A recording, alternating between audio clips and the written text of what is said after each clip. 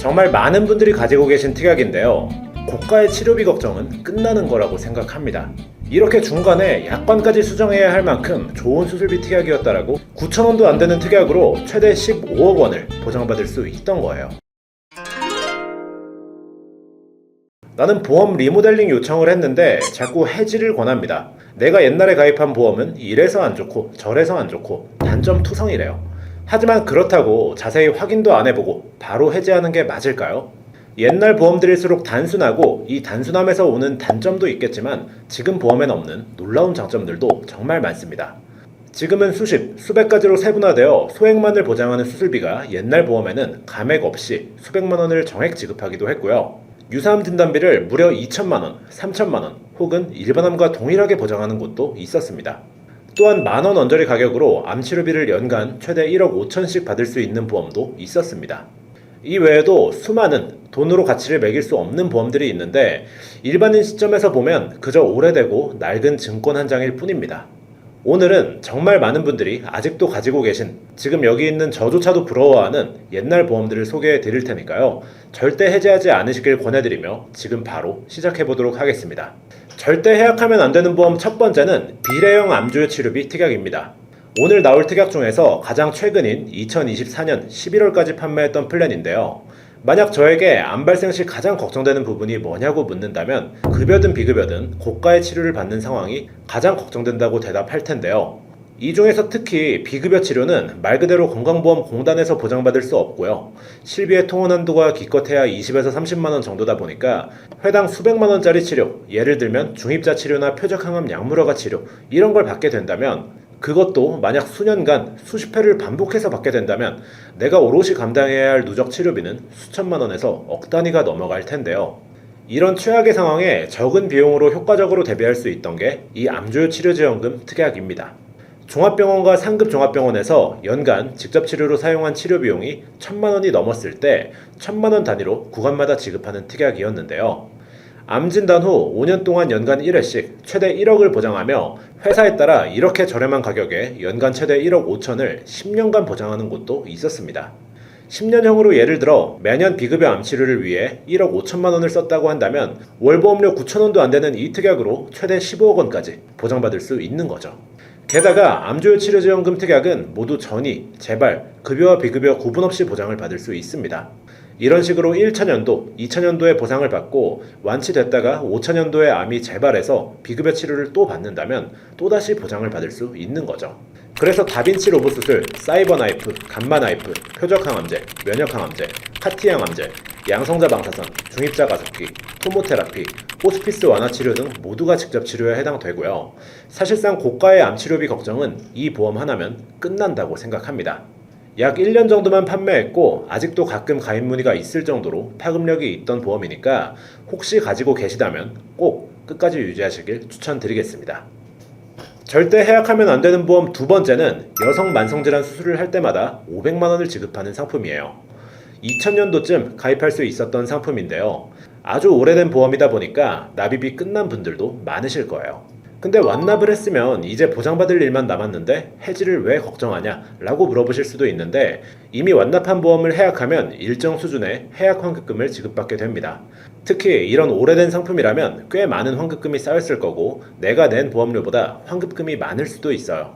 오랜 기간 보험을 유지하다 보면 갑자기 목돈이 필요할 수도 있고 이럴 때 이런 옛날 보험을 해지하는 경우가 많은 거죠. 그런데 이 여성 만성질환 수술비 보험을 가지고 계시다면 웬만하면 해지하지 마시고 차라리 약관대출이나 다른 방법을 찾아보시길 추천드립니다. 보장 내용을 보면 종합보험의 형태다 보니 특약 종류가 상당히 많은데요. 판매된 지 20년이 넘은 보험이다 보니 만기가 짧다거나 10내열간 보장 범위가 좁다거나 하는 부족한 부분도 있긴 할 겁니다. 이런 자잘한 단점들을 메꿔주는 게 바로 이 여성 만성질환 수술 특약인데요.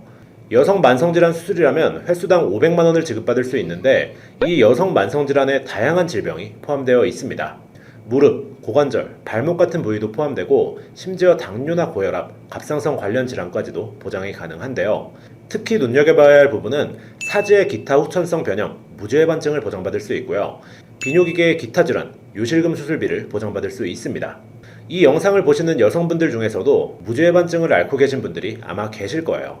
그만큼 흔한 질환이고 지금 당장은 증상이 없어도 언젠가 수술이 필요할 수도 있을 텐데요. 수술 후에는 걷기가 힘들다 보니 한동안은 고생을 하실 수 있습니다. 치료 비용을 실비로 보장받더라도 걷지를 못한다면 생활에 크고 작은 문제가 있을 텐데요. 이럴 때 여성 만성질환 수술비 500만 원이 지급된다면 경제적으로나 심적으로나 큰 부담이 없어지겠죠. 그리고 요실금 수술 역시 굉장히 중요한 부분인데요. 비용이 많이 나오는 수술은 아니지만 실비 가입 시기에 따라 보장받기가 힘들 수도 있습니다. 09년 8월부터 판매된 2세대 실비는 15년 9월까지 비뇨계통 장애에 대해서 보장하지 않았는데요. 여성 만성질환 수술비 보험은 일부 실비에서조차 보장하지 않는 요실금 수술을 보장받을 수 있다 보니 요실금 수술비 보험이라고 불리기도 했습니다. 실비가 없더라고 든든하고 이런 부분 때문에 전설의 보험이란 얘기까지 나오는 거죠.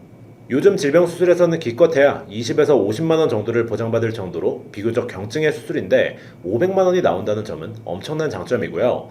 개인적인 생각이지만 이 특약을 만든 회사는 정말 많은 손해를 보고 있지 않을까 생각합니다. 꼭 무지해반증이나 요실금이 아니더라도 특약의 이름처럼 여성분들께 흔히 발생하는 질병에 대한 보장성이 굉장히 좋다 보니 유지를 추천드립니다. 세 번째는 90년대 후반부터 2000년대 초반까지 판매되었던 고정금리형 연금보험 및 저축보험입니다. 한국은행의 기준금리 변동 추이를 보면요. 2000년도쯤에도 5%대의 콜금리 목표를 보여줬다는 것을 확인할 수 있는데요. 2000년 전후에 가입하신 연금보험이나 저축보험은 연 5에서 7% 매우 높은 고정금리를 가지고 있는 상품도 많았습니다. 이 보험을 가지고 있는 분들은 지금 이 순간에도 해약 환급금이 커지고 있을 텐데요. 근데 생각해보면 최근 금리가 많이 높아졌는데 과연 메리트가 있는 걸까? 라는 의문이 생길 수도 있습니다. 얼마 전까지 시중은행에서 5%, 6% 금리형 상품을 찾아볼 수 있을 정도로 금리가 많이 올라간 게 사실이긴 한데요. 하지만 잘 보시면 6개월 혹은 1년 단기형 상품들이 대부분이었고요. 얼마 전 일부 생명사에서 5.95%, 5.8% 등의 확정형 고금리 상품들을 경쟁적으로 내놓은 적이 있지만 일시납을 해야 한다든지 최대 5년만 유지할 수 있다든지 하는 한계가 있는 상품들이기 때문에 높은 이율의 고정금리형 연금보험이나 저축보험을 가지고 계시다면 반드시 유지하시길 추천드리겠습니다. 네 번째로 해지하면 안 되는 특약은 직접 치료가 명시되지 않은 암 입원 일당입니다. 몇 년 전까지 소비자와 보험사 사이에 분쟁이 끊이지 않았던 분야가 암 입원 일당이었는데요. 당시 상품들의 암 입원 일당 약관 내용을 살펴보면 암 직접 치료 시 입원비를 지급한다는 내용이 적혀 있었습니다. 그런데 암의 직접 치료가 어떤 치료 행위를 의미하는지 전혀 명시되어 있지 않다 보니 많은 분쟁이 있었고요. 당시 가장 많은 분쟁이 생긴 것 중 하나가 요양병원에 입원해서 받은 치료가 직접적인 치료를 목적으로 한 입원으로 봐야 하는지 였는데요. 결국 2019년부터는 법원의 판례와 분쟁조정위원회의 결정 사례를 바탕으로 암 직접 치료의 기준을 만들었습니다. 이 보도자료에 따르면 암 수술이나 항암 방사선 치료 등 암세포를 제거하거나 암 자체 증식을 억제하는 치료를 위한 입원은 직접 치료에 포함이고요. 면역력 강화 치료나 암 후유증 및 합병증 치료는 암 직접 치료에 해당되지 않는다고 명시되어 있습니다. 하지만 90년대와 2000년대에 가입한 암 입원 일당에 직접 치료라는 단어가 명시되어 있지 않다면 직접적인 치료라는 제한 조건이 없기 때문에 요양병원으로 가셔도 입원 일당이 나옵니다.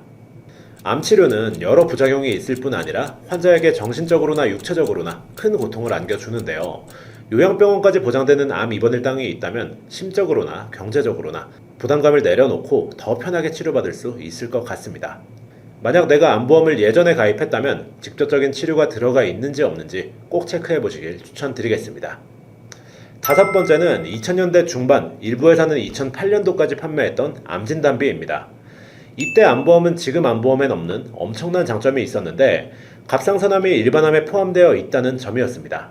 지난 몇 년간 한 번씩 유사암 한도 경쟁이 붙으면서 일시적이긴 했지만 유사암 한도를 5천만 원까지 열어주는 곳도 있었는데요. 하지만 약 2년 전쯤 모든 보험사가 유사암 한도를 대폭 축소하며 한순간에 한도가 낮아졌고 아쉬워하는 분들 또한 굉장히 많았어요. 일반암 진단비에 20%만 넣을 수 있게 변경된 건데 유사암을 1,000만 원 넣으려면 비싼 일반암 진단비를 5천만 원이나 넣어야 하는 거죠. 유사암은 기갑경제, 그러니까 기타 피부암, 갑상선암, 경계성 종양, 제자리암 이렇게 네 가지를 뜻하는데 갑상선암은 특히 여성분들께 발병률이 높은 편이고 남성분들한테도 꽤 자주 발생하는 암입니다. 남녀를 합쳐서 보더라도 발생률이 최상단에 있을 만큼 흔한 암이고요. 그런데 이 유사암을 일반암 진단비만큼 지급한다는 거죠. 암 진단비는 사람마다 다르긴 하겠지만 보통 3천만 원 이상 이런 식으로 높게 가입하고 계신 분들이 많습니다. 예전 보험들은 여기에 10% 혹은 20%만 갑상선암에 대한 보장이 가능했는데 일반암으로 분류가 되는 2005년부터 2008년까지의 보험 상품들은 유사암도 3천만 원 이상 이런 식으로 보장이 가능했던 거죠. 정말 좋은 암 진단비니까 이때 암보험은 절대 해지하지 마시고요. 꼭 암보험이 아니더라도 같은 시기에 판매됐던 CI보험 등의 종합 형태 보험에도 들어있을 수 있으니 꼭 확인해 보시길 추천드리겠습니다. 다만 유의할 점도 있는데요. 갑상선암은 비교적 경증의 암이다 보니 5년 생존율이 상당히 높은 편이라고 합니다. 폐암이나 위암, 대장, 간, 췌장 등 이런 암들보단 위험성이 낮다는 뜻이고 치료 기간도 짧을 수 있고요. 일단 진단비를 많이 받는다는 게 좋을 수는 있겠지만 암 진단비는 최초 1회만 지급을 하는 거다 보니 나중에 혹시나 더 심각한 암이 발생했을 때 대비하기 힘들다는 점은 참고하셔야 하겠습니다. 그리고 이 유사암 관련해서 조건이 좋았던 시기가 한 번 더 있었는데요. 유사암 진단비의 한도가 줄어들기 전인 2022년 10월 이전에 가입한 암보험입니다. 지금은 일반암 가입 금액의 20% 이하로만 가입을 할 수 있지만 22년 8월까지는 이런 제한이 없었습니다. 특히 한도 제한이 생기기 직전인 2022년도에 가입하신 분들은 이렇게 일반암과 1:1 가입 조건이 가능한 곳도 있었고 일부 회사에서는 일반암 1000에 유사암 2000 이런 식으로 1:2 조건이 가능한 곳도 있었습니다. 앞으로 다시는 없을 조건이라고 생각되니까 지금과 가격 차이가 너무 심하다거나 정말 잘못 가입했다 이런 경우가 아니라면 기존 암보험을 반드시 잘 유지하시길 바라겠습니다. 절대 해지하면 안 되는 보험 6번째는 일반상해 의료비 특약인데요. 2009년 8월 이전에 가입할 수 있었던 상해 실손의료비의 한 종류입니다. 2009년 8월 이전 실비, 즉 1세대 실비는 보험 회사마다 내용이 조금씩 달랐습니다. 실비가 표준화되기 전이다 보니 가입하는 보험사의 상품마다 각기 다른 보장 내용을 가지고 있었던 건데요. 상해에 대한 실손의료비의 경우엔 특이하게도 두 가지 중에 하나를 선택할 수 있었습니다. 이렇게 입원 통원 의료비가 별도로 나뉘어진 입통원 의료비가 있었고 절대 해지하면 안 되는 보험 6번째인 일반상해 의료비 이 두 가지 중에 선택을 할 수 있었는데요. 입통원 의료비를 선택하셨다면 입원했을 때 원하는 한도를 설정할 수 있었고 자기부담금 없이 100% 보장이었죠. 그리고 통원의 경우엔 10만원 혹은 30만원의 한도를 가졌고 여기에서 5천원을 공제했고요. 반면 일반상해 의료비는 입통원과 관계없이 100만원부터 1000만원까지 한도를 선택할 수 있었는데 1000만원을 가입했다고 하더라도 한도가 입통원 의료비에 비해서 작습니다. 하지만 여기에서 중요한 건 한도가 적더라도 입통원 관계가 없다는 건데요. 만약 입원을 해서 고액의 치료비가 나온다면 한도가 1억인 게 당연히 좋을 거예요. 둘 다 100% 보장인데 치료비가 1000만원 이상 나오는 순간 1억짜리가 무조건 유리해지는 거죠. 근데 상해로 인해서 병원비가 1000만원 이상 나오는 건 아주 희박한 확률입니다. 우리가 병원에서 고액의 치료비를 사용하는 건 질병이 대부분이고요. 내가 상해로 인해 통원에서 MRI를 찍는다. 이렇게 됐을 땐 통원 한도까지만 보장을 받고 나머지는 내 돈을 내야 해요. 반면 일반상해 의료비는 입통원 관계가 없다 보니 통원으로 MRI를 찍던 입원이 없는 당일 수술을 하던 5천원만 내면 1000만원까지 보장이 가능한 거예요. 이런 부분이 상해 의료비의 엄청난 장점 중 하나고요. 다른 장점으로는 치과나 한방병원에서 발생한 치료비도 원인이 상해, 즉 우연한 사고라면 보장받을 수 있는 건데요. 한방병원의 경우 현재도 급여 항목에 대해서는 실비 처리가 가능하지만 사실 급여는 치료비가 정말 얼마 안 하거든요. 병원비가 많이 나오는 건 보통 비급여 치료인데 여기에 대해서도 100% 보장이 되는 거예요. 게다가 자기부담금이 없는 산재나 자동차 사고 역시 50%까지 중복 보장을 받을 수 있다는 점 역시 놀라운 장점이에요. 실비는 기본적으로 내가 실제 손해본 금액을 보장해 주니까 자기부담금이 없다면 보장받을 돈도 없습니다. 하지만 일반상해 의료비는 내가 병원비를 내지 않아도 치료비의 50%를 돌려줄 수 있었던 거예요. 그러니까 일반상해 의료비를 갖고 계신 분들은 무조건 유지를 추천드립니다. 물론 이렇게 말도 안 되는 조건을 가진 만큼 단점이 없는 건 아닌데요. 먼저 한 사고당 180일 한도로 보상이 가능하다는 아쉬운 점이 있습니다. 사고일로부터 딱 180일만 보장을 하다 보니 사고가 났을 땐 어깨가 금방 나았었는데 한 6개월 후에 다시 어깨가 아파와요. 그러면 보장이 불가능한 겁니다. 이런 통원치료뿐 아니라 장기간 입원을 한다면 오히려 불이익이 생길 수 있는 내용이겠죠. 하지만 일반상해 의료비 역시 단점보다는 장점이 훨씬 큰 플랜이라고 생각하고요. 보장이 좋은 만큼 금액대가 있긴 하지만 저는 당장 보험료가 부담스럽지 않다면 일단은 좀 더 유지하시는 것을 추천드리겠습니다. 절대 해지하시면 안 되는 보험 7번째는 13종 수술비 특약입니다. 종수술비의 원조격이라고 할 수 있는데요. 이 수술비는 과거 생명사에서 가입할 수 있었고 현재는 손보사에서도 판매하긴 하지만 1호종이나 17종, 18종 수술비로 모두 변경됐죠. 아마 이 13종 수술비에 대해서는 많이 들어보셨을 겁니다. 치조골 이식 수술조차도 보장이 되다 보니 임플란트 할 때도 활용을 할 수 있었는데요. 임플란트를 할 때 잇몸 뼈가 남아있으면 뼈 이식을 하지 않아도 되지만 치아가 손상된 정도가 심하면 뼈 이식, 그러니까 치조골 이식 수술이 동반되어야 합니다. 치아보험 가입하신 분들이 아니라면 실비에서도 보장을 받을 수 없기 때문에 임플란트 비용에 치조골 이식 수술 비용까지 비용이 만만치가 않을 거예요. 저도 몇 년 전에 임플란트를 하나 했는데 염증 때문에 뼈를 메꿔야 해서 치조골 이식을 받았었습니다. 물론 저는 13종이 없어서 보장을 받지 못했지만요. 만약에 2007년도 이전에 가입하신 생명보험사 상품이 있으시다면 꼭 증권에서 13종 수술비가 있는지 확인해 보시길 바라겠습니다. 이 13종 수술비는 수술의 종류에 따라 1종, 2종, 3종에 해당하는 수술비를 지급받을 수 있는데요. 숫자는 작아도 범위는 지금의 종수술비와 큰 차이가 없으며 말씀드렸던 치조골 이식 수술은 2종에 해당합니다. 2007년 이후에는 대부분 보험사의 약관이 바뀌어서 골이식 수술에서 치조골 임플란트 등이 제외됐습니다. 아무래도 임플란트가 점점 보급되면서 청구량이 많아지다 보니까 수정한 게 아닌가 생각하는데 이렇게 중간에 약관 수정을 해야 할 만큼 좋은 수술비 특약이었다 라고 볼 수 있겠고요. 13종 수술비의 장점은 여기서 끝이 아닙니다. 가입하신 내용에 따라서 한도가 조금씩 다를 수 있는데 제가 봤던 분들은 보통 이 정도의 한도였고 크게 다르진 않더라고요.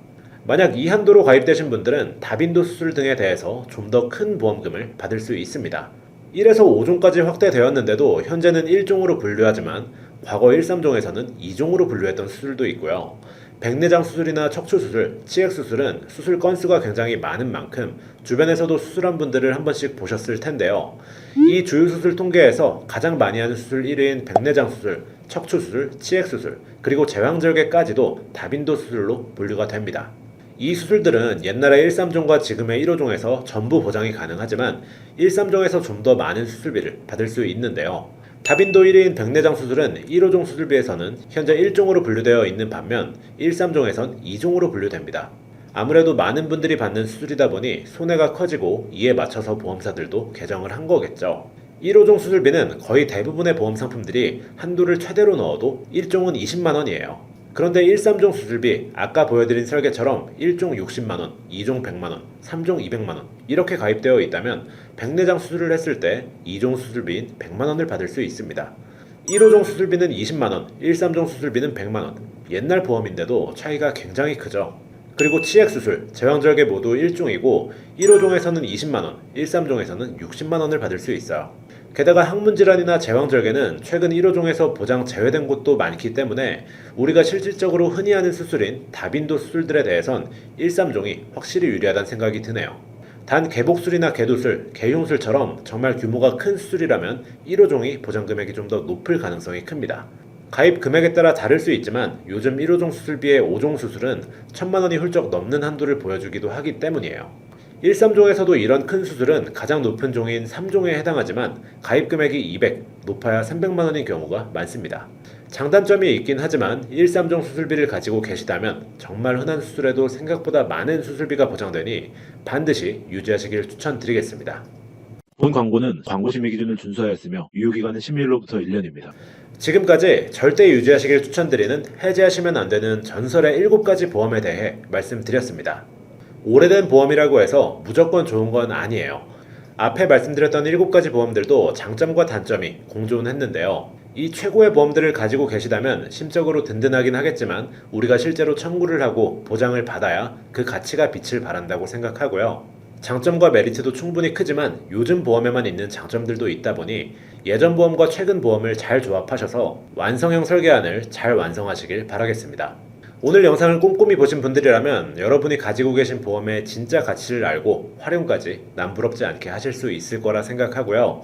내용이 도움이 되셨다면 구독과 좋아요, 그리고 앞으로도 보험과 관련된 유용한 영상을 받아보고 싶으시다면 알림 설정까지 눌러주시면 되겠습니다. 이 외에 궁금한 점이나 보험에 대해 상담이 필요한 분들은 언제든 부담 없이 보험담으로 연락 주시면 친절히 상담 드리도록 하겠습니다. 저는 다음 시간에 더 유용한 내용, 더 유익한 영상 가지고 돌아오도록 하겠습니다. 감사합니다. 본 광고는 광고심의 기준을 준수하였으며 유효기간은 10일로부터 1년입니다.